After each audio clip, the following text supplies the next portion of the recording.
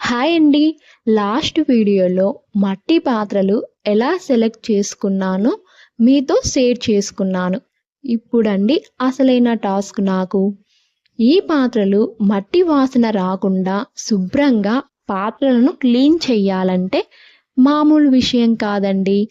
First ఒక పెద్ద టబ్బులో వాటర్ని ఫుల్గా తీసుకొని మనం తీసుకున్న మట్టి పాత్రలు వాటిపై ఉండే మూతలని నీటిలో పూర్తిగా మునిగే విధంగా ఒక రాత్రి మొత్తం అలా నీటిలో నాననివ్వాలి.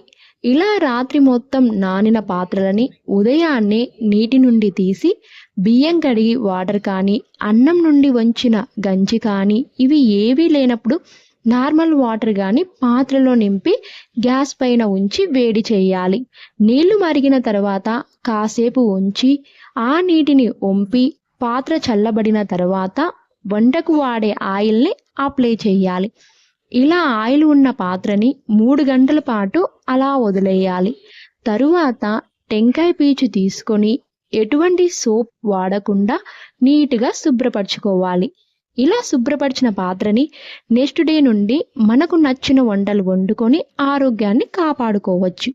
మట్టి పాత్రలో వంటలు వండుకోవడం వలన మనం తినే ఆహారంలోని పోషకాలు తగ్గకుండా ఉంటాయి. ఏవైనా నాన్ వెజ్ వంటలు వండినప్పుడు పర్ఫెక్ట్గా ముక్క ఉడకడంతో పాటు టేస్ట్ కూడా చాలా బాగుంటుంది. ముఖ్యంగా చేపల పులుసు అయితే ఈ మట్టి పాత్రలో వండినప్పుడు టేస్ట్ చెప్పనవసరం లేదండి. Thank you for watching.